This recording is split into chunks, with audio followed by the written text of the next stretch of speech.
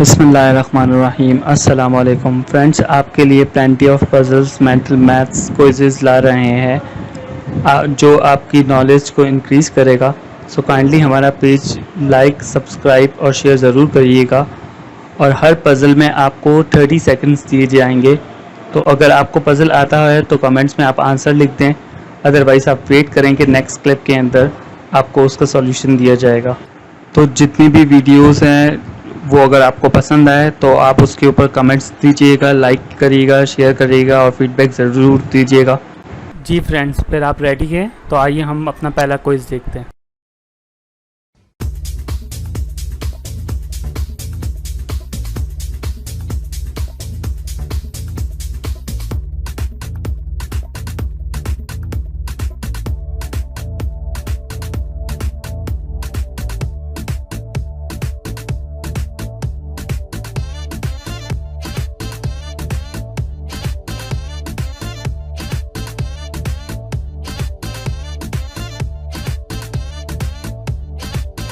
जी friends, तो आइए अब देखते हैं सॉल्यूशन। जी फ्रेंड्स, तो ये पहला क्विज़ है जिसमें आप देख रहे हैं यहाँ पे लिखा हुआ है 137, 8, 2 और 17। तो इसमें से ये आपको ऑप्शन दिए हुए हैं कि इसमें से कौन सा आंसर होगा। तो आइए हम करते हैं। सबसे पहले इसके अंदर अगर हम इसको डायरेक्ट इस 2 को 8 से मल्टीप्लाई करें, यानी 8 को मल्टीप्लाई बाय 2 करें तो वो हमारा होगा 16। लेकिन नीचे आप देख रहे हैं कि 16 नहीं है, 17 है।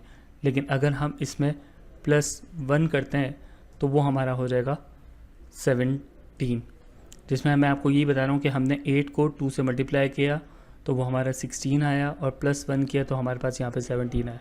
इसी तरह अगर हम 17 को नीचे 17 को यानी 8 को पहले मल्टीप्लाई बाय 17 करते हैं तो वो हमारे पास आता है 136। तो अगर हम इन दो को मल्टीप्लाई करते हैं तो हमारे पास आता है 136, लेकिन यहाँ पे आया 137।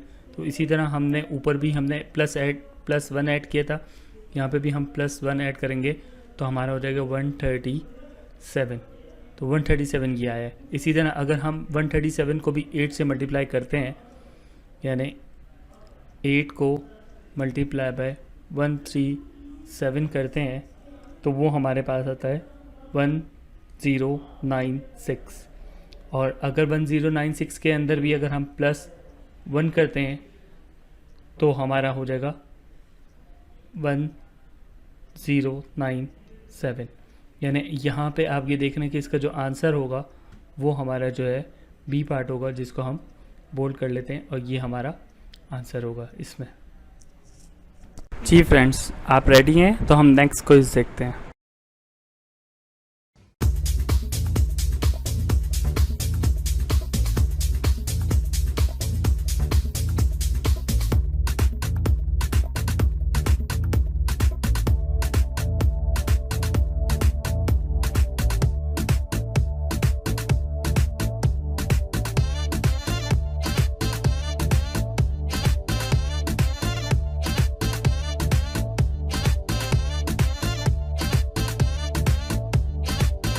जी फ्रेंड्स, तो आइए अब देखते हैं सॉल्यूशन।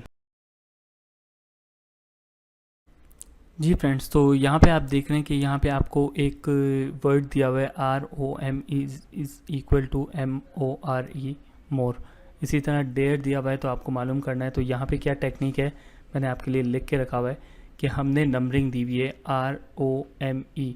R को सपोज़ किया 1 है, O को सपोज़ किया 2 है, M को सपोज़ किया 3 है और E को सपोज़ किया है 4 है। तो वो हमारा हो गया रोम। इसी तरह अगर हम मोर को देखें तो मोर में आप देखें M जो है वो हमारे पास यहाँ पे ऊपर 3 था तो हमने ये 3 दिया, यानी यहीं से जो हमने इसी को अरेंज किया है। इस सेकंड में भी हम इसी को अरेंज करेंगे। जिस तरह M है तो M यहाँ पे आप देख रहे हैं 3 है तो हमने लिख लिया। इसी तरह O है जो यहाँ पे था, O की वैल्यू जो है वो 2 थी। इसी तरह R है, R की वैल्यू आप यहाँ पे देख रहे हैं 1 है, और E की वैल्यू जो है वो हमारी 4 थी। तो इसका ये जो नंबर हुआ 3, 2, 1, 4। इसी तरह हम डेयर को भी करेंगे। तो डेयर को भी करेंगे तो डेयर के भी हम नंबरिंग पहले दे देते हैं कि किस तरह से नंबरिंग देंगे, जिसमें आपको मैं बता रहा हूँ। डी को अगर बिलफर्स हम जो है वो 1 दे देते हैं, इसी तरह ए को हम 2 दे देते हैं, आर को हम 3 दे देते हैं और ई को हम 4 दे देते हैं। तो ये हमारा जो है वो हो गया DARE। इसी तरह अब आपको अरेंज करना है ऊपर की सीक्वेंस में, जिस तरह यहाँ पे था 3 2 1 4, तो यहाँ पे भी आपको इसी तरह लेना है।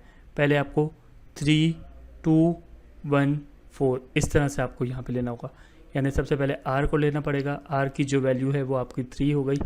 इसी तरह आप फिर यहाँ पे पहले हमने 3 लिया है, इसके बाद हमने 2 लिया है, तो 2 जो है हमारा A है, यानी A ले लेंगे, A हमारा जो है वो 2 हो गया।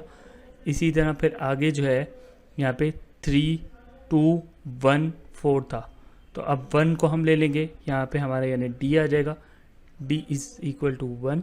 और इसी तरह लास्ट में E है यहाँ पे ऊपर, तो वो हम E लास्ट में हम ले लेंगे, तो वो हमारा 4 हो जाएगा। और इसको जब हम मिलाएंगे तो हमारा होगा RADE, यानी ये जो हमारा ऑप्शन C है वो हमारा सही है, क्योंकि हमने ये सीक्वेंस को फॉलो किया है 3 2 1 4। यहाँ पे भी आप देखेंगे 3 2 1 4, तो हमारा जो राइट आंसर है वो हमारा जो है वो हमारा ऑप्शन C हो जाएगा। जी फ्रेंड्स, आप रेडी हैं? तो हम नेक्स्ट क्विज देखते हैं।